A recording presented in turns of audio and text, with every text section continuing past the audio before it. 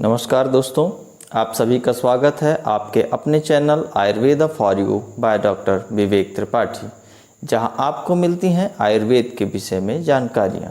दोस्तों, आज का विषय है अनिद्रा या इंसोम्निया।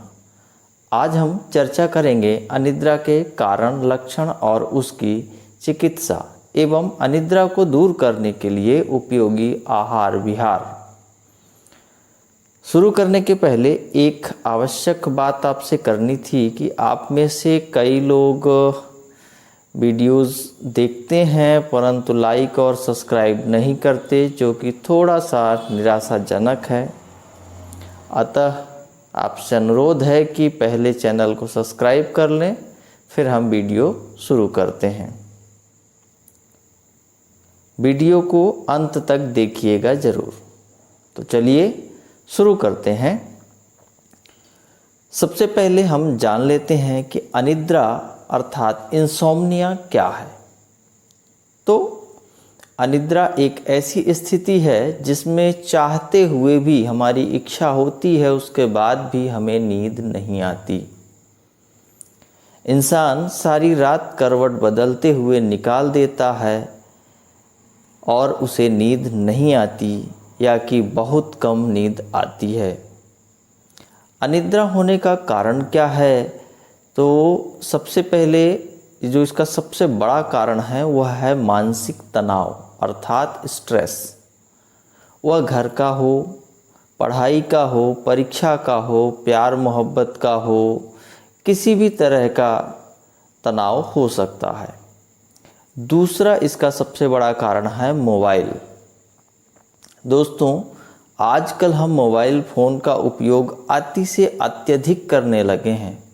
फ़ोन में ही पढ़ाई करना है, चैटिंग करना है, गेमिंग करना है, ऑफिस वर्क है, मूवी है, सब कुछ हम फ़ोन में ही आज करते हैं, जो हमारे मस्तिष्क में थकान एवं विकार पैदा कर देता है।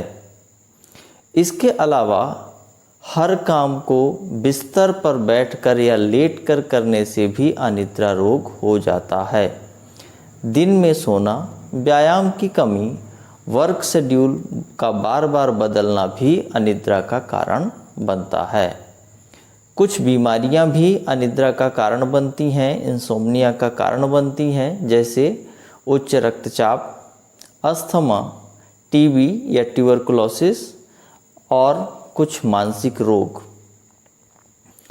अनिद्रा के लक्षण क्या होते हैं इसको भी हम जानते हैं।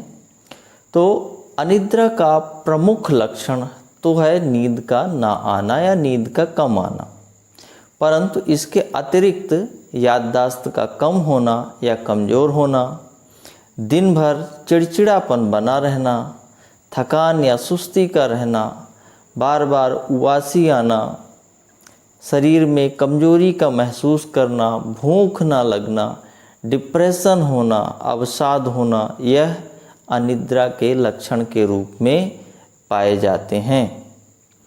अनिद्रा की चिकित्सा। तो अनिद्रा की चिकित्सा, अगर हमारे अनिद्रा किसी बीमारी की वजह से हुई है तो उस बीमारी की चिकित्सा ही अनिद्रा की चिकित्सा होगी। इसके अतिरिक्त अनिद्रा का सबसे अच्छा आयुर्वेदिक ट्रीटमेंट अगर कोई है तो वह है शिरोधारा चिकित्सा, जो पंचकर्म चिकित्सक आपको प्रोवाइड करेंगे।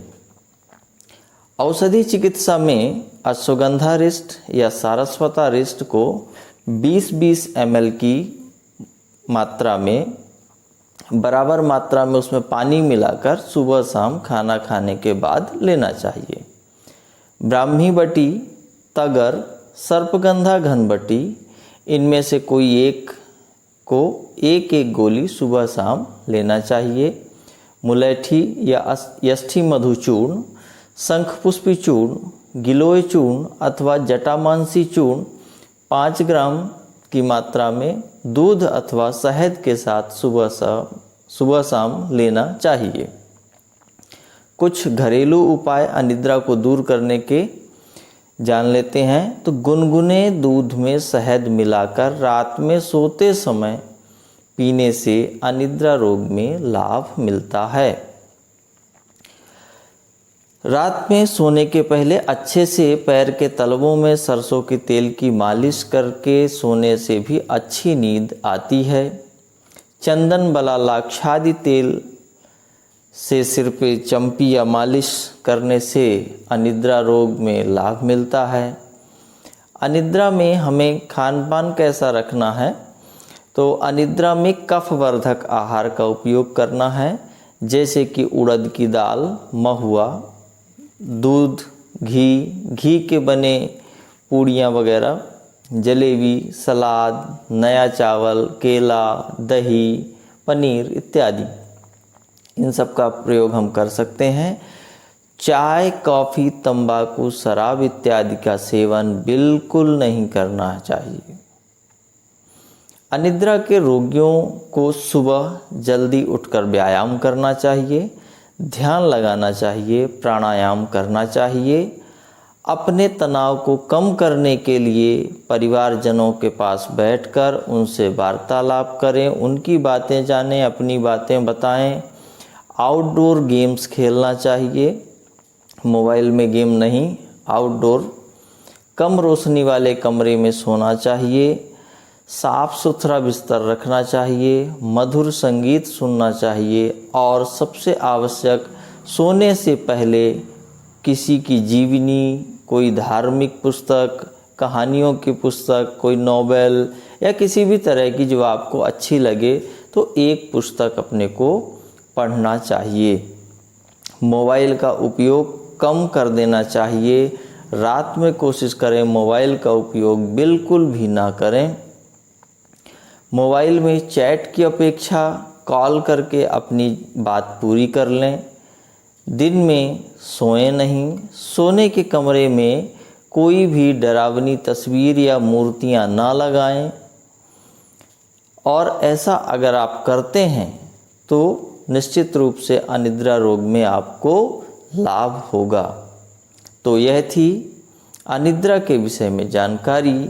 यदि आपको अच्छी लगी हो तो लाइक करें, अपने मित्रों एवं परिवारजनों को शेयर करें ताकि उन्हें भी इसका लाभ मिल सके। तो चलिए मिलते हैं अगले सप्ताह एक अन्य विषय के साथ। तब तक के लिए नमस्कार।